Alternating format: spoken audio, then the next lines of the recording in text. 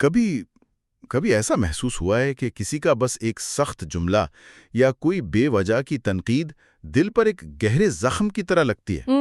ہر کسی کے ساتھ ہوتا ہے۔ ہے نا؟ وہ احساس جب لگتا ہے کہ جیسے آپ بالکل اکیلے کھڑے ہیں اور ساری دنیا آپ کے خلاف ہو گئی ہے۔ مجھے یاد ہے ایک بار میں نے ایک پروجیکٹ پر مہینوں محنت کی تھی اور میٹنگ میں کسی نے صرف 2 جملوں میں ساری محنت پر پانی پھیر دیا۔ اوہ، پورا ہفتہ میرا دل بجھا رہا۔ ہم اپنا سارا ذہنی سکون، اپنی خوشی ان لوگوں کے حوالے کر دیتے ہیں جن کی باتوں کو شاید سرے سے اہمیت ہی نہیں دینی چاہیے تھی۔ اور یہ کتنی عجیب بات ہے نا کہ ہم اپنی سب سے قیمتی چیز، اپنا اندرونی سکون، اتنی آسانی سے کسی اور کے حوالے کر دیتے ہیں۔ بالکل۔ مطلب کوئی ایسا شخص جسے شاید ہم جانتے بھی نہیں، یا کوئی جو ہماری بھلائی نہیں چاہتا، اسے یہ اختیار مل جاتا ہے کہ وہ ہمارے پورے دن کا موڈ خراب کر دے۔ یہ ایک بہت بہت عام انسانی کمزوری ہے۔ جی، اور اسی کمزوری کا حل آج ہم تلاش کرنے کی کوشش کریں گے۔ ہمارے پاس جو مواد ہے وہ اسی مسئلے پر ایک بہت گہرا اور طاقتور نقطہ نظر پیش کرتا ہے۔ صحیح۔ تو آج ہم جذباتی مضبوطی یعنی ایموشنل ریزیلینس پر بات کر رہے ہیں، اور اس کے لیے ہم ایک ایسے خدائی اصول کا سہارا لیں گے جو ایک ڈھال کی طرح کام کرتا ہے۔ یہ اصول قرآن پاک کی سورہ یونس کی آیت نمبر 65 میں ہے۔ وَلَا يَحْزُنْكَ قَوْلُهُمْ، اور ان کی باتیں تجھے غمگین نہ کریں۔ بہت خوبصورت آیت ہے۔ جی، تو آج کا ہمارا مقصد اسی ایک حکم کی گہرائی میں اترنا ہے اور یہ سمجھنا ہے کہ اس روحانی اور جذباتی ڈھال کو اپنی زندگی میں کیسے استعمال کیا جا سکتا ہے۔ چلیں اس کو کھول کر دیکھتے ہیں۔ اس حکم میں جو پہلی بات مجھے حیران کرتی ہے وہ اس کی حقیقت پسندی ہے۔ اچھا، کس لحاظ سے؟ اللہ تعالیٰ یہ نہیں فرما رہے کہ فکر نہ کرو، لوگ تمہارے بارے میں تکلیف دہ باتیں کرنا چھوڑ دیں گے، نہیں، بلکہ وہ اس حقیقت کو تسلیم کر رہے ہیں کہ یہ سب ہوتا رہے گا، لوگ بولتے رہیں گے۔ جی جی۔ مگر وہ ہمیں ایک انتخاب دے رہے ہیں کہ ہم ان باتوں کو اپنے غم کی وجہ نہ بننے دیں۔ یہ تو مائنڈ سیٹ بدلنے والی بات ہے۔ آپ نے بہت زبردست نقطہ اٹھایا ہے۔ یہ وعدہ نہیں بلکہ ایک اختیار ہے۔ یہ حکم ہمیں یہ نہیں بتا رہا کہ بیرونی دنیا کیسی ہوگی، بلکہ یہ سکھا رہا ہے کہ ہمیں اپنے اندر کی دنیا کو کیسے محفوظ رکھنا ہے۔ واہ! یہاں ایک بہت دلچسپ نفسیاتی تصور ہے جسے لوکس آف کنٹرول کہتے ہیں۔ اچھا۔ جن لوگوں کا لوکس آف کنٹرول بیرونی ہوتا ہے وہ سمجھتے ہیں کہ ان کی خوشی اور غم کا انحصار بیرونی حالات اور دوسرے لوگوں پر ہے، اور جن کا لوکس آف کنٹرول اندرونی ہوتا ہے وہ مانتے ہیں کہ ان کے جذبات اور فیصلوں پر ان کا اپنا اختیار ہے۔ صحیح۔ یہ آیت 1400 سال پہلے ہمیں اندرونی لوکس آف کنٹرول اپنانے کی دعوت دے رہی ہے۔ یہ کہا جا رہا ہے کہ کنٹرول اپنے ہاتھ میں لو۔ کمال ہے۔ یعنی یہ آیت ہمیں ایک طرح سے نفسیاتی طور پر مضبوط بنا رہی ہے، لیکن سوال یہ پیدا ہوتا ہے کہ ہم یہ کنٹرول دوسروں کو دیتے ہی کیوں ہیں؟ یہ اتنا خودکار رد عمل کیوں ہے کہ کسی نے کچھ برا کہا اور ہم فوراً دکھی ہو گئے؟ اس کی کئی وجوہات ہیں۔ ایک تو یہ کہ انسان فطری طور پر ایک سماجی مخلوق ہے۔ جی۔ ہمیں دوسروں کی قبولیت اور ویلیڈیشن کی ضرورت محسوس ہوتی ہے، لیکن جب یہ ضرورت حد سے بڑھ جائے تو ہم اپنی جذباتی ملکیت یعنی ایموشنل اونرشپ دوسروں کے حوالے کر دیتے ہیں۔ جذباتی ملکیت؟ جی، ہم اس منفی توانائی کو نہ صرف قبول کرتے ہیں بلکہ اسے اپنی روح میں جگہ بھی دیتے ہیں۔ یہ ایسے ہی ہے جیسے آپ اپنے گھر کا دروازہ ہر کسی کے لیے کھلا چھوڑ دیں اور پھر حیران ہو کہ اندر کچرا کہاں سے آ گیا۔ واہ، یہ مثال تو بہت جاندار ہے۔ اپنے گھر کا دروازہ کھلا چھوڑ دینا، اس کا مطلب ہے کہ ہمیں یہ فیصلہ کرنا ہوگا کہ کس کو اندر آنے دینا ہے اور کس کو نہیں۔ بالکل۔ لیکن یہ عملی طور پر بہت مشکل لگتا ہے، خاص طور پر جب تنقید کسی ایسے شخص کی طرف سے آئے جس کی ہم عزت کرتے ہیں، جیسے کوئی استاد یا خاندان کا کوئی بڑا۔ درست۔ کسی حاسد یا اجنبی کی بات کو نظر انداز کرنا پھر بھی آسان ہے، لیکن اپنوں کی باتیں تو سیدھا دل پر لگتی ہیں۔ اس صورتحال میں یہ اصول کیسے لاگو ہوتا ہے؟ دیکھیں، یہ بہت اہم سوال ہے۔ یہ آیت ہمیں ہر قسم کی رائے سے بے نیاز یا متکبر ہونے کا درس نہیں دے رہی۔ اس کا مقصد تعمیری تنقید کو رد کرنا نہیں ہے۔ اچھا۔ فرق سمجھنا ضروری ہے۔ تعمیری تنقید آپ کے کام یا آپ کے عمل پر ہوتی ہے، آپ کی ذات پر حملہ نہیں ہوتی۔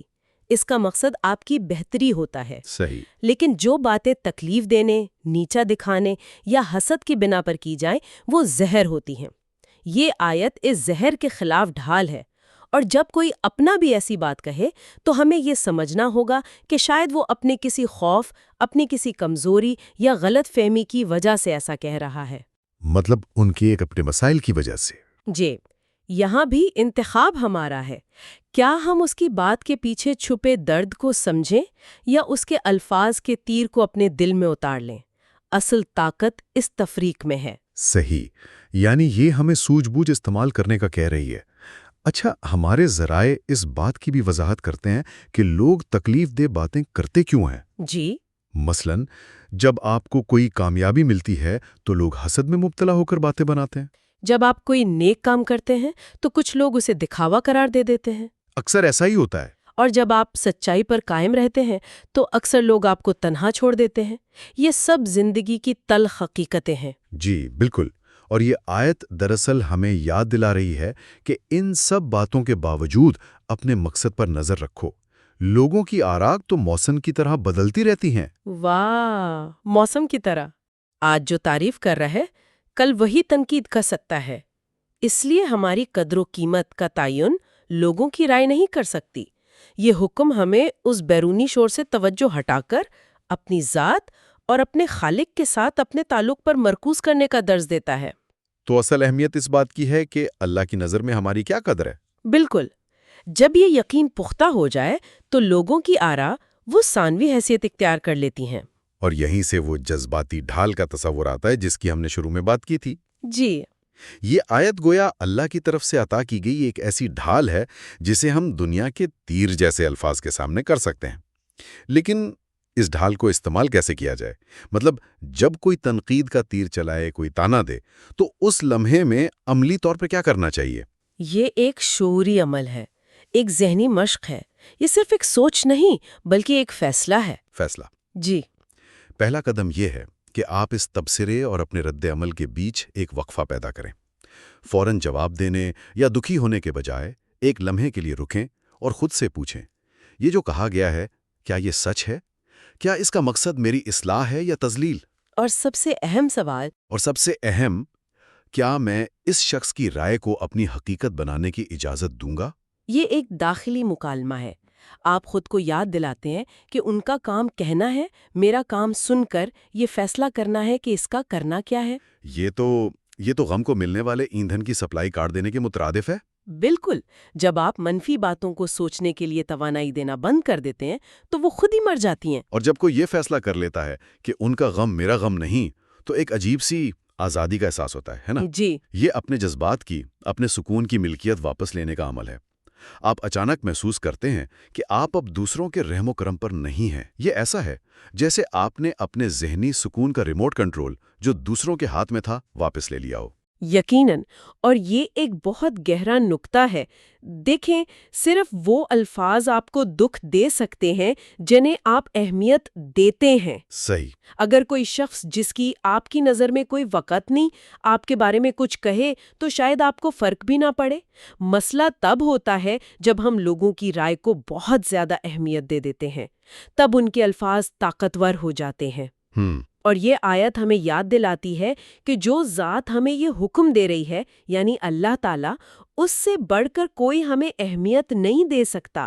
جب ہماری خودی سیلف ورتھ کا مرکز لوگوں کی آراء سے ہٹ کر اللہ کی ذات بن جاتی ہے تو پھر لوگوں کی باتیں معمولی لگنے لگتی ہیں۔ تو اس کا مطلب یہ نہیں کہ ہم لوگوں سے کٹ کر رہ جائیں، بلکہ یہ کہ ہم اپنی قدر کا پیمانہ بدل دیں۔ بالکل یہی بات ہے، لوگوں کی منظوری کے بجائے اللہ کی منظوری کو اہمیت دیں۔ یعنی ہمارا سارا معاملہ اللہ کے حوالے ہو جاتا ہے۔ جی، اور یہ یقین پختہ ہو جاتا ہے کہ وہ اپنے بندوں کو کبھی تنہا نہیں چھوڑتا، پھر کسی اور کی تصدیق کی ضرورت باقی نہیں رہتی۔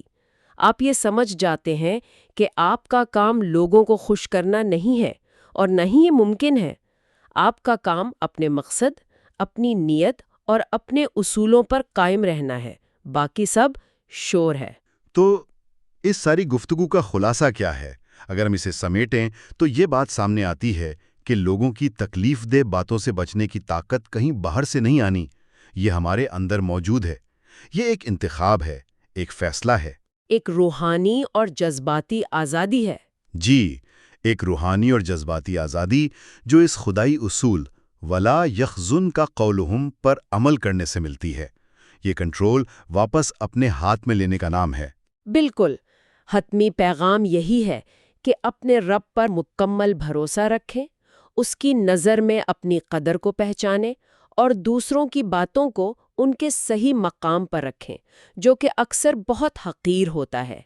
یہ سمجھ لیں کہ لوگوں کی رائے ایک بہتا ہوا پانی ہے، جبکہ آپ کی اپنی قدر ایک چٹان کی طرح ہونی چاہیے، جو اپنی جگہ قائم رہے۔ جی، اور یہ یقین رکھیں کہ جب آپ اپنا معاملہ اللہ کے سپرد کر دیتے ہیں تو وہ آپ کو کبھی بے سہارا نہیں چھوڑتا۔ ان کی باتیں آپ کو غمگین نہیں کر سکتی جب تک آپ خود انہیں اجازت نہ دیں۔ اس گفتگو کے اختتام پر سننے والوں کے لیے ایک سوچ چھوڑے جاتے ہیں۔ اگر اس بات کو دل سے مان لیا جائے کہ ہماری قدر کا تعین لوگوں کی رائے سے نہیں بلکہ اللہ سے ہمارے تعلق سے ہوتا ہے، تو وہ کون سا پہلا منفی تبصرہ ہے؟ وہ کون سی پہلی تکلیف دہ بات ہے جسے کوئی بھی آج ابھی اسی وقت اپنی ذہنی دنیا سے باہر نکالنے کا انتخاب کر سکتا ہے؟